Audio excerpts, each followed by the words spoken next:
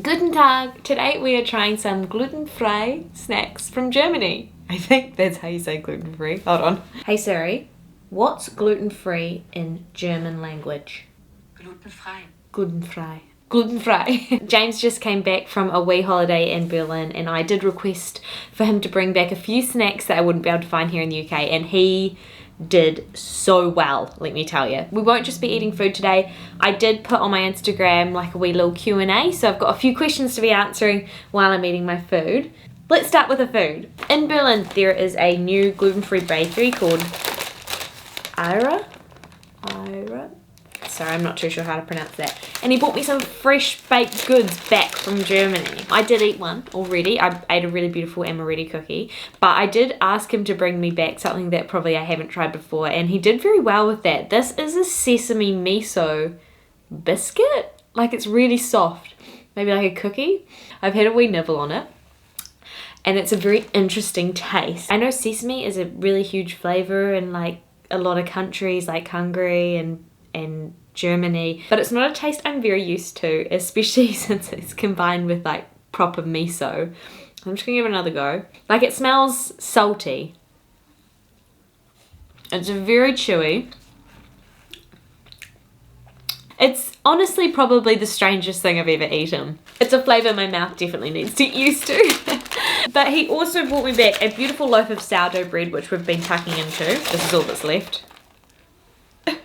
But it was amazing and so beautiful and sour, like a proper sourdough. Let's answer the first question. Have you tried Char's croissants? Are they safe for celiacs? As I believe all of Char's products are safe for celiacs, they're all completely gluten-free, but I feel like this question might insinuate that they're using wheat starch in their products. Char sometimes uses wheat starch in some of their products, like I think I've seen it in the waffles or pancakes or something like that.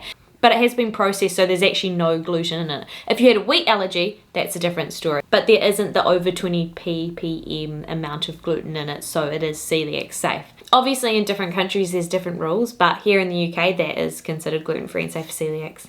I haven't had the croissants, but I have had the pain au chocolat, and they are amazing. And I can never find them anywhere, I always have to order them. And speaking of Char, let's try the paprika flavoured curvies. So paprika crisps, I've noticed, are a huge thing in the European countries I've travelled to. So like Italy, Hungary, Croatia. I've always been able to find paprika flavoured crisps, but over here in the UK there's like none, unless they're imported. So if you haven't seen a curvy before, they're like a Pringle. Am I allowed to say that? They're pretty much exactly like a Pringle, but they're gluten-free. Yum. Oh, that's so sad they don't sell them here. Those are really nice.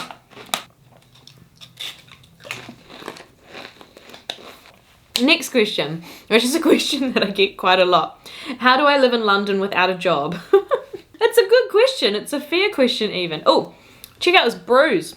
I just found it. I don't even know what it's from. Obviously I do karate and I do sparring, but I haven't bruised in such a long time. So how do I live here? Well, firstly, to understand this question we need to go back. So I had a job in HR. As an HR assistant working in an office, and it quite simply made me absolutely miserable and anxious and stressed and, you know, all those things. So I decided when I was working there that I would save up enough money so that I can try work on my gluten-free things, on Lincoln's things, for 6 to 8 months. So to answer that question, I've got savings. I budgeted until like next year to be able to live off my savings, do my own thing. That's what my money that I saved for was for. But aside from that, I am learning a little bit of money. I've got a couple of ads coming up for Instagram, which I hope you don't mind. I only choose to work with brands that I actually enjoy and use, so it is something that like I can feel good about presenting to you. Lincoln's got an ad coming up as well, so hopefully that comes through. But other than that, I just earn a small amount of money from AdSense, a small amount of money from the TikTok Creator Fund. Basically at the moment I'm a bit of a queen of the side hustle. Nothing to actually sustain me, but just a good amount of money to have on the side. And obviously I've been using this 4 months. I feel like I have been working this last 4 months because I've been working on a multitude of things that hopefully will eventually earn me money. and I hope that I'll be able to talk about them sooner rather than later. Once I finish my grading, probably next year, I will also be looking just for very small part-time or contract work, so I can keep doing my thing on the internet and hopefully make that a sustainable career option for myself, which is crazy because for a long time I didn't feel confident enough to actually be able to say I would like to earn my money doing what I'm doing on the internet. So like creating things, making resources, baking recipes, all of that jazz. I don't know why I'm so scared to, because maybe because there's a lot of stigma around like earning money through blogging and earning money through Instagram, TikTok, and that doesn't seem like a real career. But I think I just got to the point recently where I realized I've been working like long hours on trying to make some stuff and make content and put things together for the internet that I feel like I can almost say like this is a job. I just need to earn some money. And you know, at the end of the day, if it fails, at least I can say I tried. This is like a good time in my life to be able to venture out and try some things because I don't have a mortgage, I don't have, you know, kids, I don't have any major responsibilities. I feel like I can just sort of spend some time seeing if I can, you know, make it work. Also, I get some people insinuating that my partner pays for me and like pays for my bills and stuff. That is absolutely not the case. If it was, absolutely fine, but I think it's a little bit rude to assume that. Anyway, now this is something we actually get in the UK, Tempties. I haven't been able to find them in ages. I've already had one because they were too tempting. Here we are. I think for a full idea of what it looks like, I'll bite into it. Oh, I kind of ruined it. Kind of gives a Ferrero Rocher vibe with like a chocolate wafer shell, gooey chocolate in the middle, and then like a nut. Yeah, hazelnut. Best thing about being from New Zealand? That's a good question. Probably just being able to grow up in such a beautiful place. To be able to live in a city in Christchurch where I was extremely close to the beach, very close to the mountains, very close to beautiful highlands, rivers. You know, I got to do all that stuff, got to ski, to try surfboards, sail, all of that stuff. It's just, I think it's very, very lucky way to be brought up as a kid. Not that that doesn't happen elsewhere, it's just, you know, New Zealand's, it's freaking gorgeous.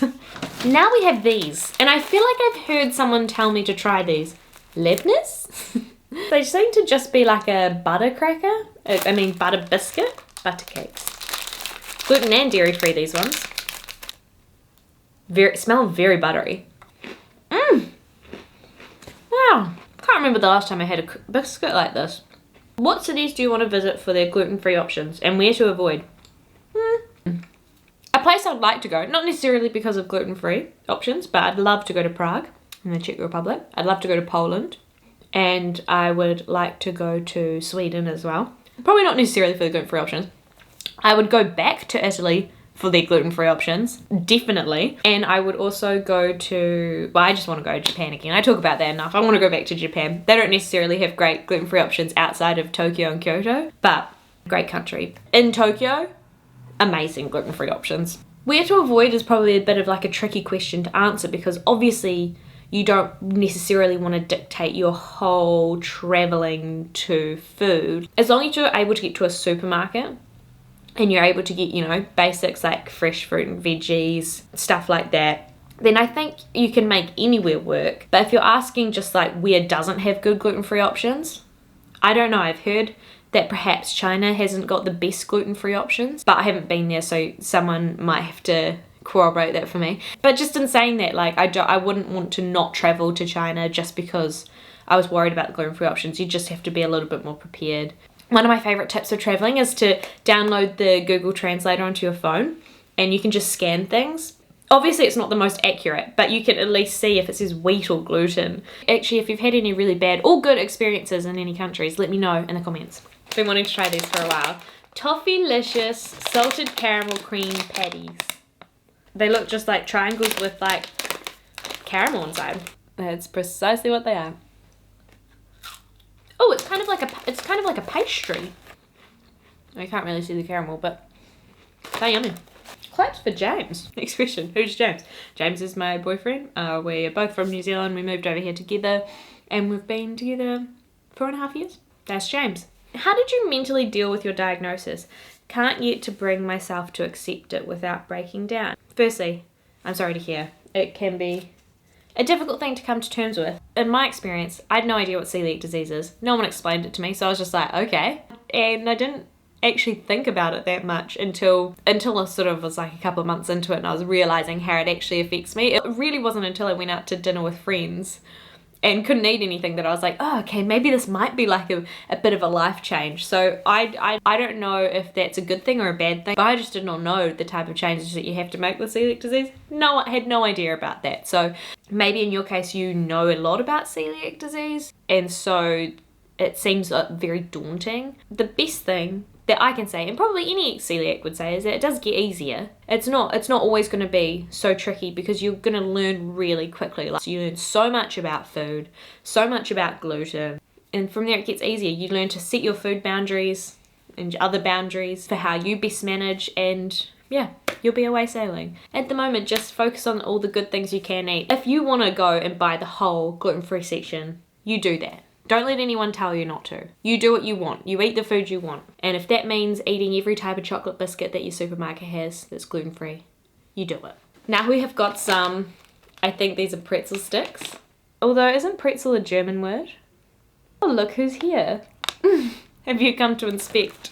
These are all from the supermarket Rewe, R-E-W-E.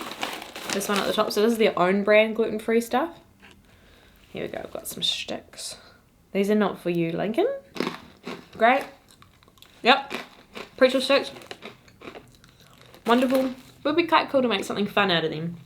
Just a reminder, if you have a question that is medical, I'm not going to answer it. I'm not a doctor. I would suggest seeing like a celiac nutritionist, like Celiac Nutritionist on Instagram, she's great, or a doctor that specializes in celiac disease, just because they understand it more and would probably give you much more clear information.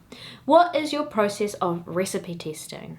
Sometimes it can be so hard, so long, so many wasted ingredients. I did a lot of baking before I was gluten-free, so I had a really good knowledge on like how to make basic things, like what the basic biscuit or cookie formula or cake formula or sponge formula is. Like, I sort of had that.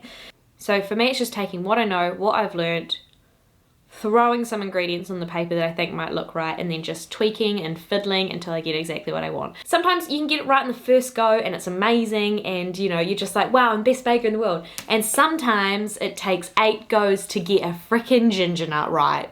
But yeah, just tweaking and tasting. I make James eat a lot of baking. I give my baking to whoever is in my vicinity, and I get them to tell me exactly what they think of it, if it tastes like it tastes gluten-free, if they're enjoying it, what can be better, you know, like taking on the criticism is a very valuable part of recipe tasting. There's been a few recipes I've just had to put to the side for months and not revisit until I'm ready to see it again. For example, I'm in the midst of trying to make a cameo cream, and I've just had to put that to the side. I can't even think about it anymore. Next food we've got is a doppelkeks, which apparently means double cake. Can you please focus on that? Oops, okay, this first one's pretty much destroyed, but I'm gonna eat it anyway. Here we go. So this is what it looks like. Chocolate sandwich biscuit, pretty much.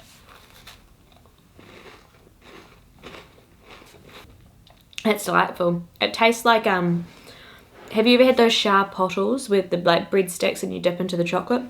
Oh, it is from Shah, so it tastes like that chocolate. Quite rich. Someone said, I got gluten last night. How long until death takes me? Oh, rest in peace, my friend. It was nice knowing you. What is your most annoying celiac glutening symptom? Constipation. And diarrhea. Oh, also just feeling like crap. Just feeling like pure shit. And headaches, yeah.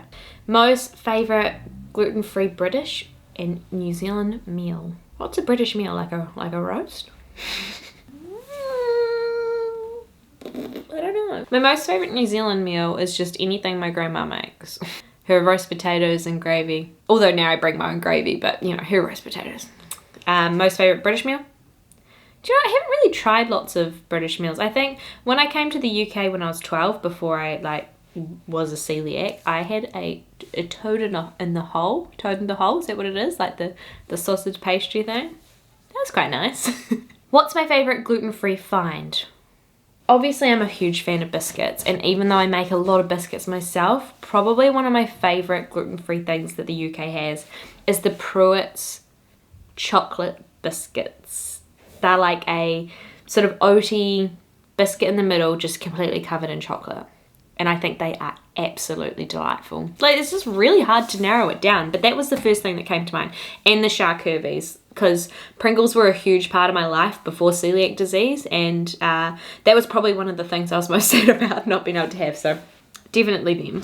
Now I've got these. So it's like a chocolate wafer. I have had these before in, where do I find them? Italy, maybe? Wafer anything, especially with chocolate, doesn't get better than this. This is probably one of my favourite finds.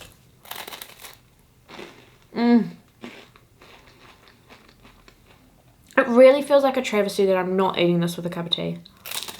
Have I bought anything from the Christmas free from aisle yet? Yes. One thing. I bought those honey and gammon twirls, like corn chip twirls. They were very good. But I haven't done anything sweet from the Christmas aisle yet. How long did it take you to be confident about trying new foods / restaurants? Once again, I probably wasn't the smartest about this. Because I just didn't have the knowledge. So if something said gluten-free, I immediately trusted it.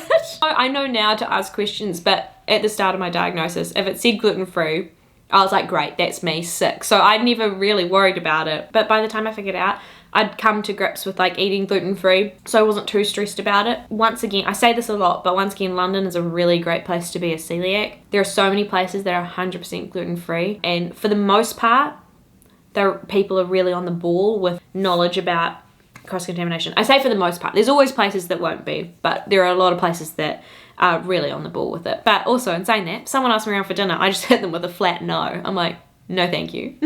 Actually, I just did this in the weekend. I'm going actually to drop off some baking at a friend's house down the road tonight. And they're like, stay for dinner. And I was like, no. And they're like, oh.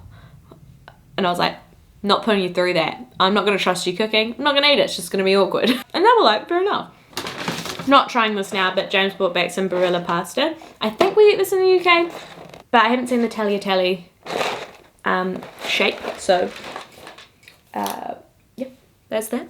Our last item today are these Bon chocolates, which are just like bread with chocolate in them from Sharp. I think I'll heat this up really quickly, but I'll do that. Oh no, this isn't the last one. I also got this chocolate. I'm a bit over chocolated now, but this is gluten and lactose free chocolate from that same supermarket own brand. It's got biscuits in it, which is cool. So if you want to know how I found this, I'll pop it on Instagram, but I'm a bit chocolated out, which is not something that I say very often. So I'll just finish the questions and then I'll heat up the Bon chocolate. My mum asks, do you love your mother heaps? Yes. She also asks, will you be coming home soon? Country won't let me back in, mum. We've had this discussion before. And I'm trying to find a restaurant in London selling a veggie gluten-free hot dog. Do I know one? No, but funnily enough, yesterday I was in the supermarket and I found a vegan hot dog.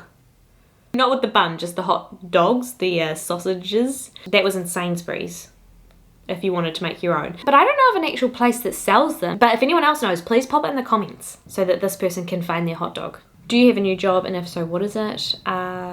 Look, let's just put it down as I'm Lincoln's full-time manager. He pays me in love. And honestly, what more could I ask for? Let me just heat up one of these Bon things. Hot bun incoming. Lincoln also just reminded me that I wasn't finished with the things that James brought back from Germany, because Lincoln got treats as well. Lincoln, do you want a stick? Yes, I thought so. Can I take this?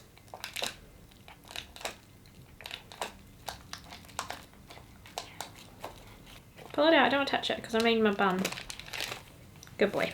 I just realised I said I didn't feel like any more chocolate, but here we are. Oh.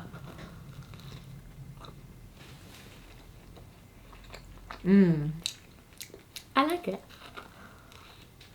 I think this one definitely needs to be warmed up to enjoy to its full potential. It's very good. What a lovely treat on a cool autumn day. This actually kind of reminds me of Japanese food. Oh, there's a bloody cat hair on it.